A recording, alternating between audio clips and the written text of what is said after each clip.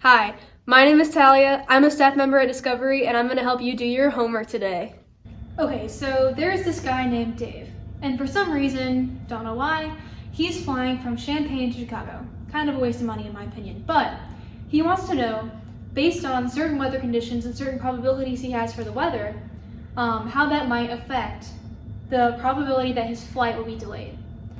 So in the problem we're given that it's sunny 70% of the time, it's raining 15% of the time, and it's snowing 15% of the time.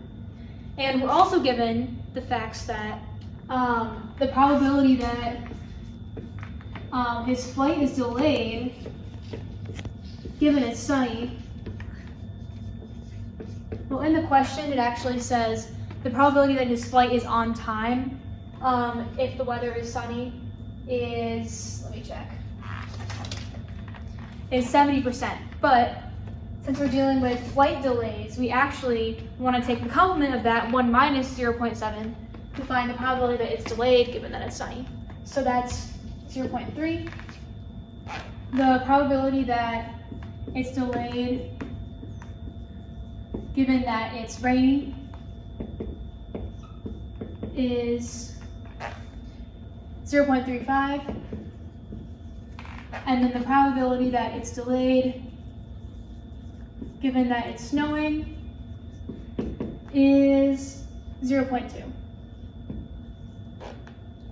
So the first question that we want to answer here, the first question to ask you is, what's just the general probability that your flight is going to be delayed over all weather conditions? So this isn't quite Bayes' yet. This is actually the law of total probability, which, if you remember from class, it's kind of a formula where you take the weighted averages of the different conditional probabilities and then weight them based on the probability of the given. In other words, I'll actually write it out first. It'll make a little bit more sense once you see it. So we're just finding the probability that our flight is delayed. So probability delayed equals, well, what are all the different conditions where it can be delayed? We'll start with the first one, the probability that it's delayed, given it's sunny. And then you want to multiply by the probability that this condition happens. So you multiply by the probability that it's sunny. And then I'm going to explain this after I write out the whole line, because it makes more sense once you see the whole thing. And then you want to add the probability that it's delayed, given rain, times the probability of rain. I'm going to go down here, plus the probability that it's delayed given snow, times the probability of snow. Okay. So this is the format for the law of total probability, and basically it's like a weighted average of all your conditions weighted by the probability of the original condition happening. So if you look at it, it's kind of like a series of multiplication rules, because first it's going to have to be sunny, right? It's going to have to be sunny. And second, it's going to have to be, there's two possibilities, either delayed or not delayed, when it's sunny. So the probability that it's delayed given it's sunny happens, and also the fact that it's sunny happens. So that's two different events happening at the same time. So to find the probability that they both happen at the same time, you do the multiplication rule and you multiply them. Same thing here. It rains, that has to happen first. And then also there's another chance that it's delayed or not delayed when it rains. So to find the fact that it's raining and also it's delayed given it's raining at the same time, you multiply them together. So that's kind of like the inside of the law of total probability. And there's actually a really cool sketch that helped me visualize it really well for the first time.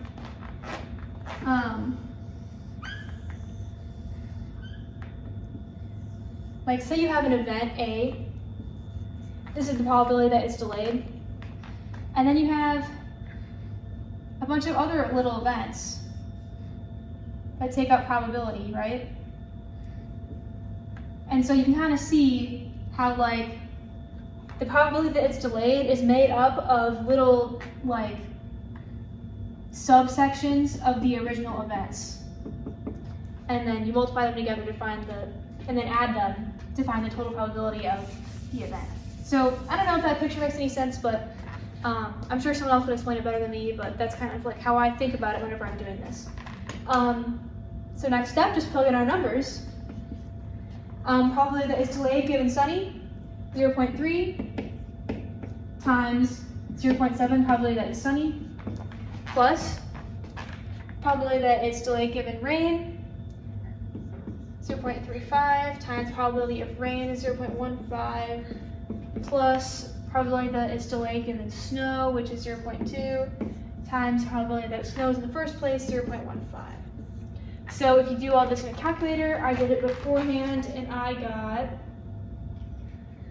0.2925.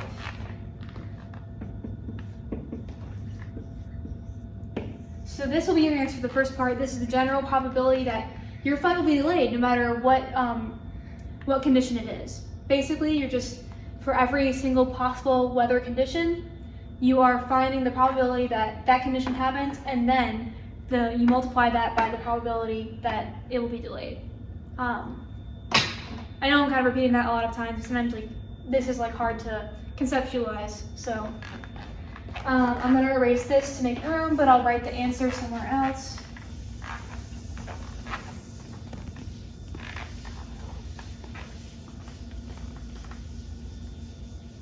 Okay. So now we know that the probability of a flight being delayed is 0.2925. And we do want to remember this, it will come into play, because part 2 of this question, what's the probability that it's raining given that your flight was delayed? So this might be a little confusing. It's like, wait, I thought we were finding delayed given conditions, not weather conditions given delayed. Basically, you just kind of have to reverse that, and we can use Bayes' rule to find that reverse probability that we're finding. So what's the probability that it's raining given it's delayed?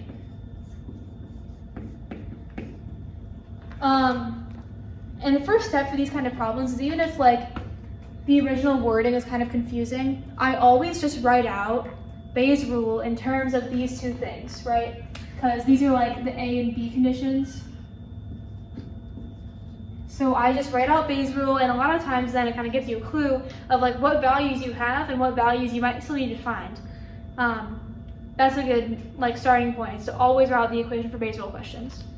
So for Bayes' rule, keeping in mind which one's A and which one's B, you want to put in the formula the same thing as the probability that it is delayed given rain times probability of rain over probability of delayed.